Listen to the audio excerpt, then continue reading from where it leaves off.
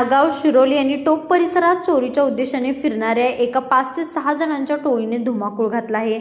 घरासमोर लावलेले सीसीटीव्ही कॅमेरे काठीच्या साह्याने फोडून दारातील मोटरसायकल आणि बंद घरांना हे चोरटे टार्गेट करत असल्याचे सीसीटीव्ही कॅमेऱ्यात कैद झाले आहे।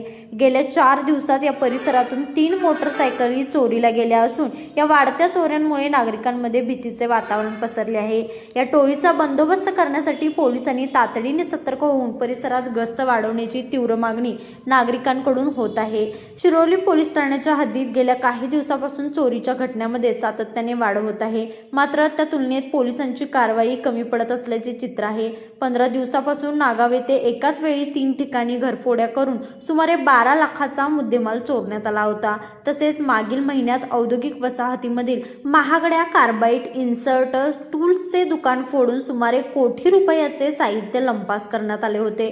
या दोन्ही मोठ्या गुन्ह्याचा अद्याप कोणताही तपास लागलेला नाही, पण नागाव येथील स्थानिक नागरिकांना एका पोलीस अधिकाऱ्याच्याच घरात झालेल्या चोरीचा तपास लवकरात लवकर लागेल अशी मोठी आशा होती, कारण संबंधित अधिकारी त्यांच्या सहकारी आहे। मात्र या चोरीचा तपासही अद्याप गुलदस्त्यातच आहे, कारण पोलिसांकडून या चोरीचा तपास थंडावल्यामुळे नागाव गावातील काही तरुण मंडळांनी स्वतः सतर्क होत संशयास्पद हालचालीवर नजर ठेवण्यासाठी 2 दिवस गावात गस्त घातली। या दरम्यान रत्नागिरी नागपूर महामार्गावरील एका जनावराच्या गोठाचे कुलूप तोडून तेथील सीसीटीव्ही कॅमेरा काठीच्या साह्याने फोडण्यात आला।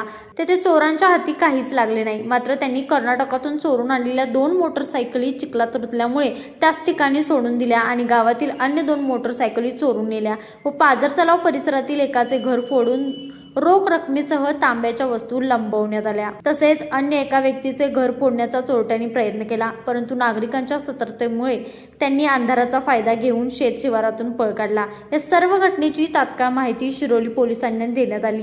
पोलिसांनी घटनास्थळी भेट देऊन पाहणी केली, परंतु त्यांच्या हाती अद्याप कोणतीही ठोस माहिती लागलेली नाही। त्यामुळे पोलीस यंत्रणेने गांभीर्याने लक्ष देऊन त्यांच्यावर कारवाई करून या टोळीचा बंदोबस्त करणार का, याकडे संपूर्ण परिसराचे लक्ष लागून आहे। लाईव्ह मराठीसाठी कुंभजहून विनोद शिंगे।